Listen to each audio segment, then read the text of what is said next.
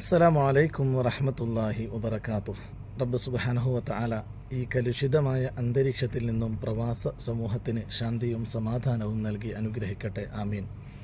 പ്രിയമുള്ളവരെ, പരിശുദ്ധ റമദാനിൻ്റെ രണ്ടാമത്തെ 10 വ ഔസതുഹു മഗ്ഫിറ, രണ്ടാമത്തേത് പാപമോചനത്തിൻ്റെ 10 എന്ന് പരിശുദ്ധ റസൂൽ സല്ലല്ലാഹു അലൈഹി വസല്ലം തങ്ങൾ പഠിപ്പിച്ച ആ 10 നാം ഉള്ളത്.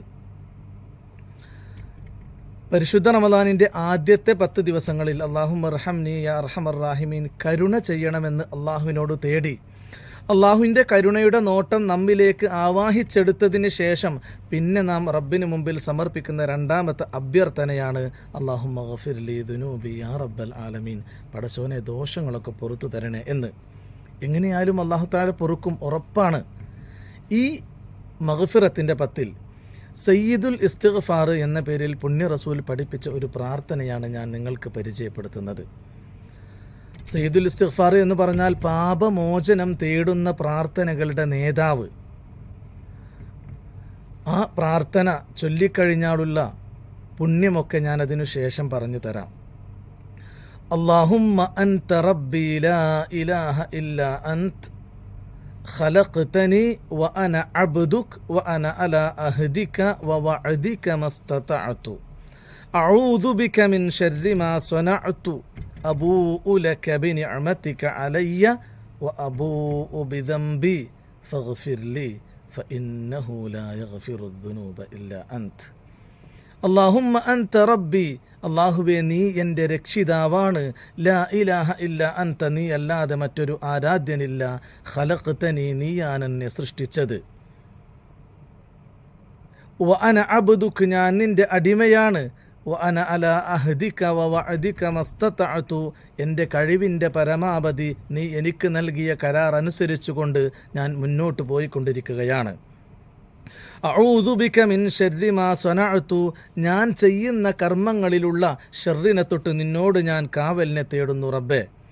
അബൂഉ ലക ബിനിഅമതിക അലയ്യ, എനിക്ക് നീ ചെയ്ത അനുഗ്രഹങ്ങൾ ഒരുപാടുണ്ട്, ആ അനുഗ്രഹങ്ങൾ ഞാൻ അംഗീകരിക്കുന്നു റബ്ബേ. വ അബൂഉ ബിദംബി, ഞാൻ ചെയ്ത ദോഷങ്ങളും ഞാൻ അംഗീകരിക്കുന്നു, ഞാൻ പാപിയാണ്, ദോഷിയാണ് പടച്ചവനെ. ഫഗ്ഫിർലി, എൻ്റെ പാപങ്ങളൊക്കെ നീ പുറത്തു തരണേ. ഫഇന്നഹു ലാ യഗ്ഫിറു ദുനൂബ ഇല്ലാ അൻത, നീയല്ലാതെ ദോഷം പൊറുക്കാൻ ആളില്ല എന്നതാണ് ഈ പ്രാർത്ഥനയുടെ അർത്ഥം, ആകെ തുക.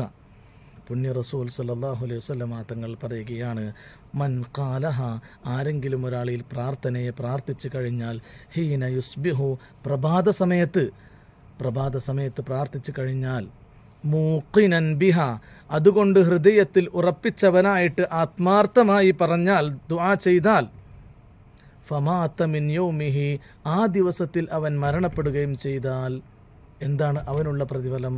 ഫഹുവ മിൻ അഹ്ലിൽ ജന്ന, അവൻ സ്വർഗാവകാശികളിൽപ്പെട്ടവനായി.